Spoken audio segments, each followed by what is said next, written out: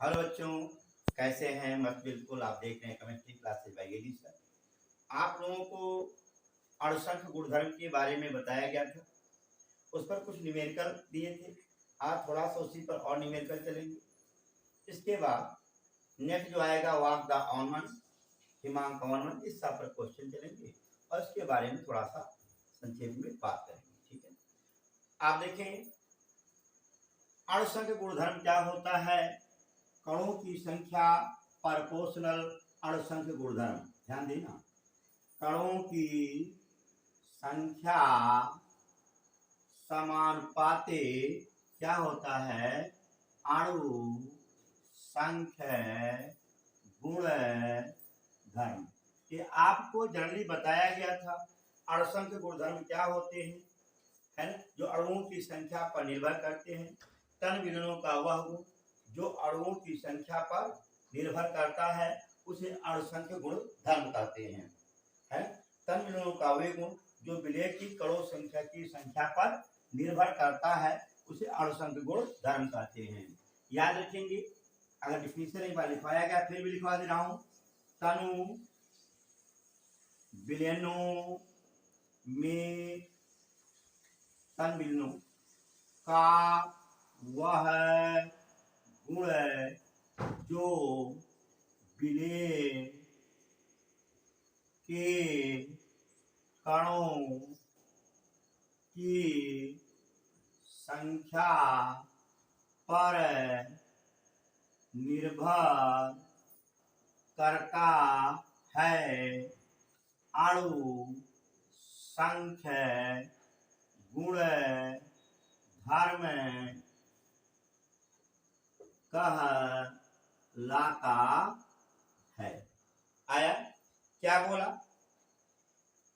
तन विलयनों का वह गुण जो विलय की कणों की संख्या पर या मोलों की संख्या पर निर्भर करता है अणुसंख्य गुणधर्म कहलाता है। यह विलय की, सुनिए ध्यान देना, यह क्या होता है, विलय की प्रकृति पर निर्भर नहीं करता है।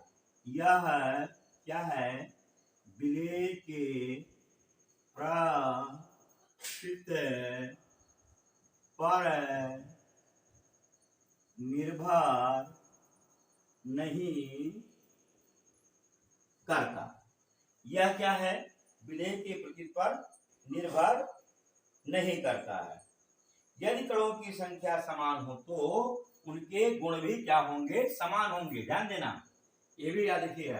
यदि कणों की संख्या समान है तो गुण भी क्या होंगे, समान होंगे। याद रखिएगा, ठीक है। आया? जैसे देखो, अगर मान लिया जाए यहां पर 0.1 m हम NaOH ले लें या NaCl ले लें, चलो NaCl ले लें, और 0.1 m आप KCl ले लें। यहाँ पर मोलों की संख्या आयन में दो आयन में जुटेंगे, Na पॉजिटिव और Cl नेगेटिव। एक और एक बराबर कितने, दो कण इसमें भी होंगे। यहाँ पर भी देखो K पॉजिटिव Cl नेगेटिव, यानी एक और एक यहाँ पर दो कण इसमें भी होंगे। कणों की संख्या समान है, इस नाते से इनके दोनों के गुण भी क्या होंगे, अणुसंख्य गुण क्या होंगे, ये आपके समान होंगे। बात क्लियर एकदम आया? देखिए, अणुसंख्य गुण धर्म का उपयोग मुख्यतः विलय का अणुभार ज्ञात करने में, ठीक है ना, विलय कणों का अणुभार ज्ञात करने में करते हैं अणुसंख्य गुणधर्म का उपयोग। अणुसंख्य गुणधर्म का सबसे बढ़िया एग्जाम्पल आप लोग पढ़े हुए हैं। जैसे आपका सबसे बड़ा आधार जो होता है वो आपका है परासरण दाब, ठीक है ना। आप लोग पढ़े भी नहीं होंगे शुरू से, PV = nRT, है ना। यानी क्या है, मोलों की संख्या, अणुओं की संख्या, आयनों की संख्या, अर्थात P प्रोपोर्शनल N होता ही होता है। ये अणुओं की संख्या पर क्या करता है, निर्भर करता है। सबसे बढ़िया और मस्त एग्जाम्पल है जो आप जनरली शुरू से जान रहे हो, ठीक है। अब देखिए इसमें अणुसंख्य गुणधर्म में आपके 4 गुणधर्म बताए थे। नंबर 1 हिमांक अवनमन, वाष्पदाब अवनमन, क्वथनांक उन्नयन और परासरण दाब। अवनमन वाली जो बात होती है, एक कणों की संख्या को बढ़ने पर जितने अवनमन है वो क्या होते हैं, घटते। और उन्नयन की बात हो, जिसमें उन्नयन लिखा गया है, वो कणों की संख्या के बढ़ने पर बढ़ते हैं। जैसे आप देखोगे, आपको बताया है वाष्पदाब में होने वाला, यानी वाष्पदाब में अवनमन है, हिमांक में अवनमन है, ये सारे गुण क्या करते हैं, कणों की संख्या बढ़ने पर कम होती है। ध्यान देना, जैसे वाष्प दाब है और हिमांक, ये क्या होते हैं, कणों की संख्या बढ़ने पर कम होते हैं। ध्यान देना, वाष्प दाब अवनमन याद रखिए, हिमांक लिखना। और हिमांक अणुसंख्य गुणधर्म नहीं है, हिमांक अवनमन अणुसंख्य गुणधर्म है। वाष्प दाब अणुसंख्य गुण नहीं है, बस वाष्प दाब अवनमन अणुसंख्य गुणधर्म है, ये दिमाग में रखिएगा। देखें, और यहां पर जैसे क्वथनांक है, क्वथनांक, परासरण दाब, ये क्या होते हैं, कणों की संख्या बढ़ने पर बढ़ते हैं, क्या आप दिमाग में याद रखिएगा। लेकिन क्वथनांक अणुसंख्य गुणधर्म नहीं है, क्वथनांक उन्नयन है, ये दिमाग में रखिएगा, ठीक है ना। अब इसी पर थोड़ा सा आगे बढ़े, कुछ सवाल आप लोगों से डिस्कस कर लिया जाए, इससे कुछ मजा आ जाए, ठीक है ना। जैसे देखो, निम्न में क्वथनांक, जैसे जवाब क्वेश्चन है, निम्न में क्वथनांक सबसे अधिक किसमें होगा, सबसे अधिक होगा। अब क्वथनांक का मतलब क्या था, क्वथनांक उन्नयन, ये ध्यान देना है ना। यानी निम्न में क्वथनांक किस विलयन का, यहाँ पर क्या लिख देंगे, विलयन का, ऐसा लिखे। निम्न में क्वथनांक किस विलयन का अधिक होगा। याद रखिएगा, ये क्वथनांक में क्या होता है, उन्नयन होता है, यानी कणों की संख्या बढ़ेगा तो क्वथनांक का मान क्या होगा, बढ़ेगा, ये दिमाग में रखिएगा। जैसे मान लो 0.1 यम NaCl, 0.1 यम CaCl2 है ना, ये आपका फर्स्ट है, ये आपका सेकेंड, ये आपका थर्ड। 0.1 यम AlCl3 और 0.1 यम NH2CONH2। ध्यान देना, यूरिया लिख देता हूं, क्या है, यूरिया। ये आपको देखेंगे ABCD, ठीक है।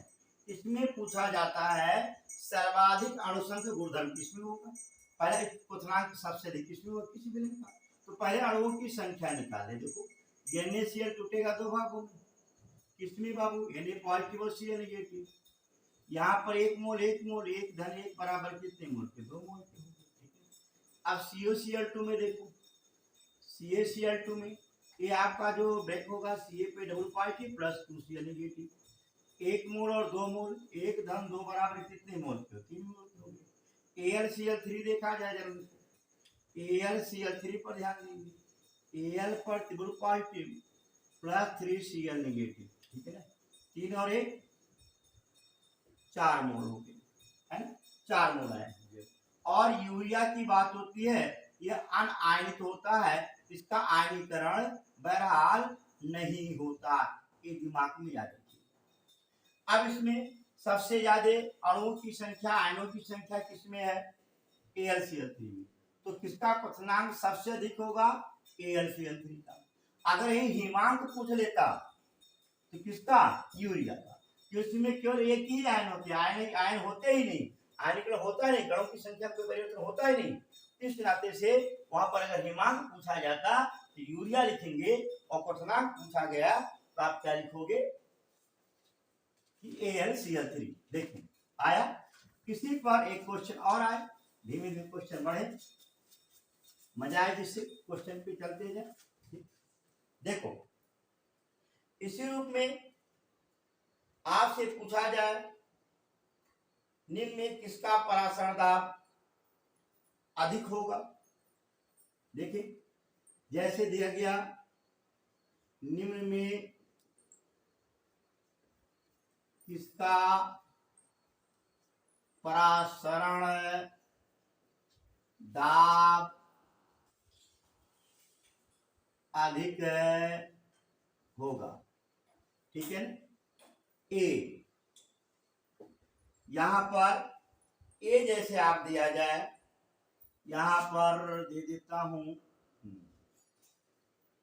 0.1 यम के 4 FeCl का होल, ठीक है। बी 0.1 यम CuNA3 का होल 4 SO4, ठीक है। इसी रूप में बी अगला सी देता है 0.1 यम Na2SO4, 0.1 यम CuNA3 का होल 4 Cl2 और Cl। ये आपके 4 यौगिक दिए गए, इनके विलयन में पूछ रहा है परासरण दाब किसका अधिक होगा। परासरण दाब भी क्या होता है, अणुसंख्यक गुणधर्म होता है, मैंने आपसे बताया है। क्वथनांक और परासरण दाब कणों की संख्या बढ़ने पर बढ़ते हैं, हिमांक और वाष्प दाब अवनमन कणों की संख्या बढ़ने पर घट जाते हैं, ठीक है। आप यहाँ पर एक चीज ध्यान दीजिए, सुनिए। अब इसमें जरा देखो पहला वाले फर्स्ट में क्या दिया है, K4 FeCl का क्या है होल 6। के जब ब्रेक होगा किसमें बाबू, 4 के पॉजिटिव प्लस क्या है FeCl का होल 6 माइनस। अब इसमें आयनों की संख्या देखो 4, और यहाँ पर कोई आयन नहीं है, 1 मानोगे तो 4 धन 1 बराबर 5, इसमें कणों की संख्या क्या होगी 5, ठीक है।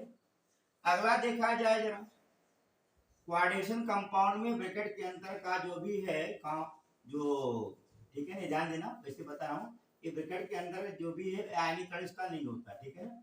ये आपका प्राइमरी वैलेंसी और द्वितीयक वैलेंसी, द्वितीयक वैलेंसी का कभी आयनीकरण नहीं होता है, ये उसका संबंध द्वारा जुड़ता है। ये जब आपको उसका यौगिक पढ़ाया जाएगा वहां पर आपको बताया जाएगा, ठीक है। जैसे CuNA3 का होल 4 SO4, ठीक है। ये भी आपके 2 भागों में टूटेगा, CuNA3 का होल 4 पर प्लस आवेश प्लस SO4 पर डबल, यहाँ 1 और 1 धन 1 बराबर कणों की संख्या कितनी आ गई, 2 आ गई, ठीक है। इसी रूप में आप देखोगे Na2SO4 को देख लिया जाए, 2 Na पर डबल पॉजिटिव प्लस SO4 पर डबल, यहाँ पर 2 मोल और यहाँ पर 1 है, देखो कोई नहीं 1 माना जाएगा ना, 2 धन 1 बराबर कितने के 3 हो गए, यहाँ कणों की संख्या क्या हो गई 3। एक और आपका बच्चा जरा इसमें देख लिया जाए, देखो जैसे CuNA3 का होल 4 Cl2Cl, ठीक है। ये जब भी आपका ब्रेक होगा ऐसे देखो CuNA3 का होल 4 Cl2 पर धन 1 आवेश और Cl पर माइनस 41। कणों की संख्या यहाँ एक और क्या है, एक, यानी कि आपकी क्या हुई, कणों की संख्या 2 आ गई। इसमें कणों की संख्या सबसे ज्यादा किसमें है भाई, 5, 2, 3 और 2। तो कणों की संख्या सबसे ज्यादा किसमें हो गई, इसमें आ गई, ये 4 एफिशिएंट का होल 6। तो पराशर दाब सबसे ज्यादा किसका होगा, ए का, याद रखिएगा। क्योंकि जिसमें आपको पहले बताया कि कणों की संख्या बढ़ेगा, पराशर दाब और क्वथनांक ये दोनों के मान में वृद्धि होगा। कणों की संख्या घटेगा या कणों की संख्या बढ़ेगा तो हिमांक और वाष्प दाब में क्या होगा, कमी होगा। ये दिमाग में याद रखिएगा, ठीक है ना। आया, अगला देखो क्वेश्चन, देखो करेंगे, देखें जितने क्वेश्चन करेंगे बेटर होगा। आपके बोर्ड परीक्षा में क्वेश्चन हर साल लगभग ऑब्जेक्टिव पूछा ही जाता है, ठीक है ना। और फार नीट में भी क्वेश्चन इस तरीके से आते हैं, IIT में भी क्वेश्चन ऑब्जेक्टिव में इसी प्रकार से क्या है पूछे जाते हैं, ठीक है ना। एक और क्वेश्चन आपसे डिस्कस कर लिया जाए। अगर इसमें पूछा जाए निम्न में किसका हिमांक ज्यादा होगा, ध्यान देना। अब की बार क्या दे रहा हूं, हिमांक, निम्न में किसका हिमांक ज्यादा होगा या अधिक होगा। आप एक चीज देखोगे, कणों की संख्या बढ़ेगा, हिमांक आवर्धन बोलते हो ना, तो वहां पर हिमांक में क्या होगी, कमी है। जैसे आप देखो 0.1 मोल NaCl 0.1 है यम NaCl। बी में आप देखेंगे 0.1 है यम CaCl2 ए बी। और आपका क्या है, अगला सी है 0.1 यम AlCl3 ABC। अगला आपका क्या है, डी है। डी में जैसे देखें यूरिया ले लेता हूं, इसका भी 0.1 यम NH2CONH2 यूरिया। देखो यहां पर अगर देखते हो इसमें एक और एक अणुओं की संख्या 2 आएगी, इसमें देखो 2 और 1 अणुओं की संख्या 3 आएगी, यहाँ देखो 3 और 1 4 अणुओं की संख्या क्या आएगी, 4 आएगी, और यहाँ पर इसका कोई अणु 1 आएगा, ठीक है ना। तो मैंने क्या बताया, हिमांक कणों की संख्या बढ़ने पर हिमांक में क्या अवनमन होता है ना। तो सबसे कम कण किसमें है, यूरिया में। तो सबसे ज्यादा हिमांक किसका होगा, यूरिया का होगा। ध्यान दिए रखना, अगर ये वाष्प दाब पूछा जाता तो वाष्प दाब किसका ज्यादा होता, यूरिया का ज्यादा होता। कि कणों की संख्या जिसमें न्यूनतम आनयन वाला अधिकतम, कणों की संख्या जिसमें अधिकतम उन्नयन वाला अधिकतम, ये दिमाग में रखना, ठीक है ना। जो भी उन्नयन पार्ट के हैं वो दिमाग में।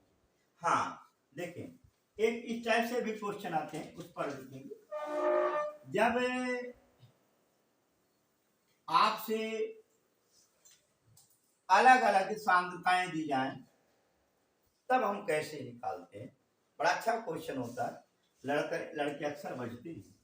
जैसे अलग अलग सांद्रताओं पर भी जैसे पूछा जाए निम्न में वाष्प दाब, निम्न में वाष्प दाब किस विलयन का सबसे अधिक होगा, ठीक। निम्न में किस विलयन का वाष्प दाब सबसे अधिक होगा। आसन क्वेश्चन देखो जरा ध्यान दे। जैसे पहला क्वेश्चन ये आपका 0.1 यम CaCl2 बी देखिए 0.001 यम AlCl3 है। यहाँ पर भी सी देखें 0.001 यम K4Cl का होल, ठीक है। और यहीं पर देता हूं बी सी डी देता हूं 0.1 यम यूरिया NH2CONH। देखें अब इसमें देखें सांद्रताएं अलग हैं, है? और जो भी आपके यौगिक जो भी अलग है। अब इसमें पहला चीज हम ये देखते हैं आयन कितने, आयनों की सांद्रताओं में गुणा कर देंगे, मल्टीप्लाई करेंगे। जिन आयन और सांद्रताओं का मान जितना अधिक होगा उसमें अणुओं की संख्या जितनी अधिक होगी। ध्यान देना मैंने क्या बोला, आयन और सांद्रताओं के जो भी मोल या अणु जो बोलोगी अणु सांद्रता का मल्टीप्लाई कर देंगे, जिसमें अणु सांद्रता का मल्टीप्लाई जितने अधिक होगा उनमें कणों की संख्या उतनी अधिक होगी। कणों की संख्या बढ़ने पर क्वथनांक और परासरण दाब में वृद्धि होती है, हिमांक और वाष्प दाब में कमी होती है। दिमाग में रखना चाहिए। अब देखो यहाँ पर, अब आइए जैसे CaCl2 की बात होती है 0.1 यम क्या है CaCl2 पे देखा है, इसमें कितने 2 और 1 3 आएंगे, जैसे टूटेगा ना देखो Ca पे डबल पॉजिटिव और 2Cl नेगेटिव, 2 और 1 3 मोल 0.1 गुणे 3 बराबर 0.3। ठीक, यहां आ जाओ 0.001 यम AlCl3 की बात होती है। Al पर ट्रिपल पॉजिटिव और प्लस 3Cl नेगेटिव, 3 मोल और 1 4 मोल आए। अब यहां पर क्या करोगे 0.0 कितने जीरो भाई 2 जीरो, हाँ 0.01 गुणे क्या करोगे 3 कर दो। बात समझ आया। अब इसी रूप में देखोगे अगला आ जाओ जरा देखो यहाँ पर सी वाला 0.001 यम K4Cl का होल 6। इसमें आपका टूटेगा 4K पॉजिटिव प्लस Cl का होल 6 पर माइनस 4 और 1 5 हो गया। यानी यहां पर मल्टीप्लाई जब करोगे 0.00 क्या जीरो है 2 जीरो 2 जीरो 1 गुणे कितने के 5। और यूरिया वाले को देख लो इसका वियोजन तो होगा ही नहीं 0.1 गुणे 1 बराबर 0.1। अब देखा जाए यहां जब हल किए हो 0.003 आया, यहां जब हल किए हो 0.005 आया। अब इसमें सबसे अधिक किसका है 0.1 है 0.3 है, सबसे ज्यादा अधिक क्या है आपका देखो 0.3, इसके बाद 0.1, उसके बाद 0.005, फिर 0.003 आया। देखिए इसमें सबसे कम किसका है देखो 0.001 यम AlCl3 का जब मल्टीप्लाई करते हो तो 0.0003 आता है और यहाँ पर 0.005 आता है। कौन ज्यादा है ए ज्यादा कि ए ज्यादा है, आप देखोगे यह ज्यादा है और ये क्या है कम है। जिसका अणुसंख्य गुण धर्म या कणों की संख्या जिसमें जितने कम होगा उसका अवनमन वाला उतना अधिक होगा। ये क्या पूछ रहा है? वाष्प दाब अर्थात अवनमन। तो सबसे अधिक वाष्प दाब अवनमन किसका होगा? 0.001 या मैं आप देखें AlCl3 का। समझ आया? इस तरीके से हम क्या करते हैं, अणुसंख्य गुणधर्मों पर क्वेश्चन आगे बढ़ाते हैं। अब इसी पर बार बार आ रहा है वाष्प दाब। ठीक है, वाष्प दाब, क्योंकि लास्ट में वाष्प दाब पे क्वेश्चन पूछा हूं और ये टॉपिक जो आपको आगे बढ़ाएंगे वो किस पर? वाष्प दाब पर ही। देखिए वाष्प दाब क्या होता है? साम्य अवस्था में साम्य अवस्था में वाष्प द्वारा विलयन पर डाला गया दाब क्या कहलाता है? वाष्प दाब कहलाता है। इस पर हम अगले वीडियो में डिस्कस करेंगे। तब तक आप वीडियो को देखते रहें, शेयर करें, कमेंट करें, क्वेश्चन लगाएं और मस्त रहें, खुश रहें और सब्सक्राइबर बढ़ाइए।